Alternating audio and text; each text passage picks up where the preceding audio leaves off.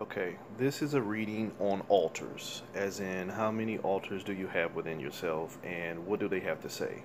In some sense, this turns out to be a version of a spiritual court, as in one of these altars ends up on trial by the others, which, if they're all your altars, they're really all versions of you, and it's a way to bring them back together. If the goal is wholeness, this is a way to put them all at the table and make them have the conversation versus keep staying in pieces and operating, independently. So, for the sake of clarity, core is right here, and I'll read off the chart. It's the first altar within the system body. I use my pendulum, which has my friend Quankoto, which is a ethereal traveler. He resides in there. He's pretty much my, he's a friend. So he's in there. So if my core has something to say, I would like it to be challenged by Quankoto. There's the host. It is the aspect that handles some or most aspects of daily life. Labradorite. It's a high magic. Then there's the protectors. They protect the body, the system, the other altars, the host, and the core. This card itself is Oya. So, and then Pyrite, which is very high protection. But Oya is my protector in my spiritual path.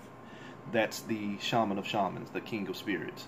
That is Raphael, the healing angel, but he's in the role of a death angel via the shaman route. So that's very pertinent. Then we get over here to the persecutors.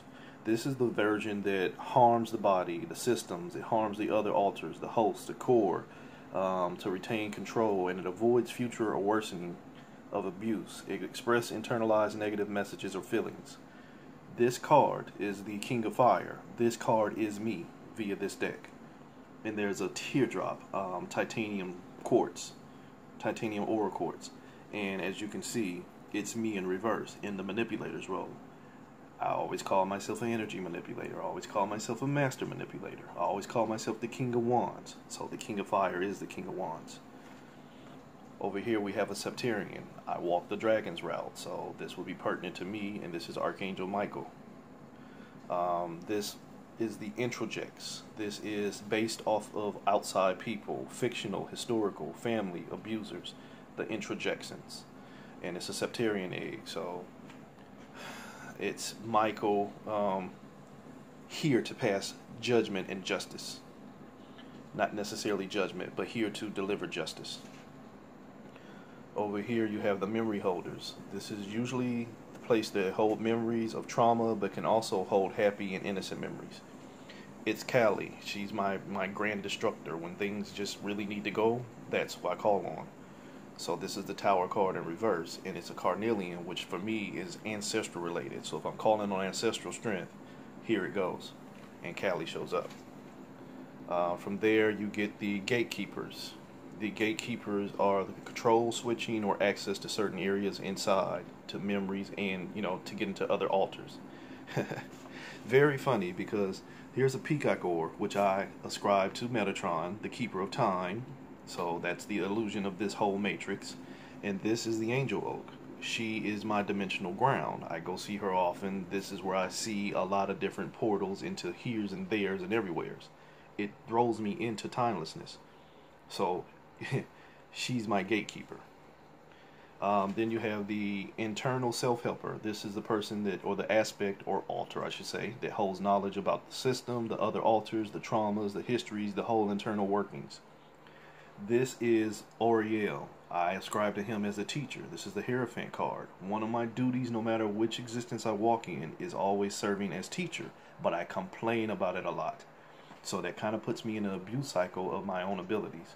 Plus, in some aspects, I do abuse my abilities as a teacher. I cross lines sometimes. I own that. And then we have fragments. Well, that was tied into a Reiki Master Stone, the Teacher Stone. It's a Melody Stone, the Super 7. And then we get over here to the fragment. And the fragment is not fully differentiated altars. They hold single or simple emotions, memories, actions, or reactions and purpose. To me, the fragments is where the majority of the pieces lie. These are other larger components. I use the orgonite because that is a fragmented piece, It's a compilation of a bunch of different things. The card itself is the world card, but the figures on the card are the phoenix and the goddess.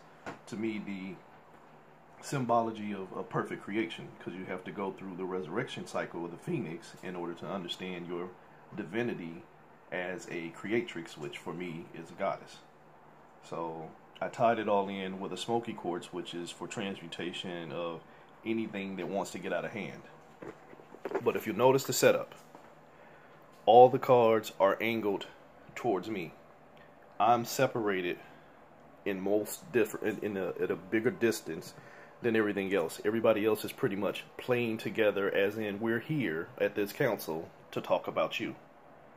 My guide, or I'm sorry, my protector, Oya, stands above me as if to make sure that everything goes fair. And Michael's just here to deliver the justice and make sure that everything goes fair from that end. She's going to advocate for me. He's not going to advocate against me, but he's not not going to let them gang up on me in their delivery. Missing, what I discovered last night in talking to a friend about this is Oba, my first person I ascribe to. I call her my queen. She's my wisdom. She's my peace whenever I fall off. There's Raziel. He's the primary path I walk. He's the keeper of secrets, so he's more intimately connected to me, just like Oba. And then there's Eshu, the other path I walk, which is the trickster's route.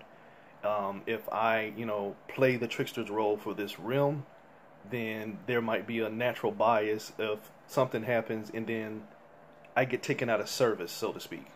So those three figures, which I thought would have popped up, did not pop up, but I see why. If this is a court, you can't have a certain level of witness there to advocate for or against you. There would be, again, the unbiased there. There would be too much intimacy in the court case. So it's a pretty clear picture of a lot of things need to change. A lot of mindsets need to change. She's here for guidance. She's not here for trickery. I need to stop manipulating. Michael's just sitting right here to figure out what exactly was the wrongdoing. And there's a lot of chaotic and timelessness and abuse, and I need to quit crying about all these fragments, and I need to rejoice at the ability to be able to put them back together. When I used to make Organite, what I got told was to stop making it because every time I made one, a piece of me was put in it. And it was only fragmenting me even more than what it is. Because what I've always known and what was confirmed by the Spirit Board, was my anomaly is that I exist on all timelines. A lot of people exist everywhere in different versions, but I exist simultaneously on all timelines. And so there's a danger with spreading myself too thin, but there's also an abuse that comes with being everywhere.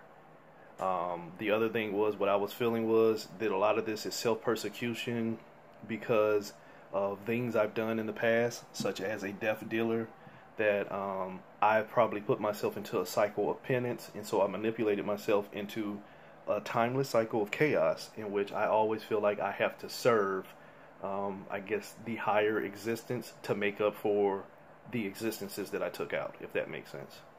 So very interesting. I'm probably going to start using this spread for others, and I will probably ask for intimacy of the stones that call out to them to help bring in the aspects of these altars.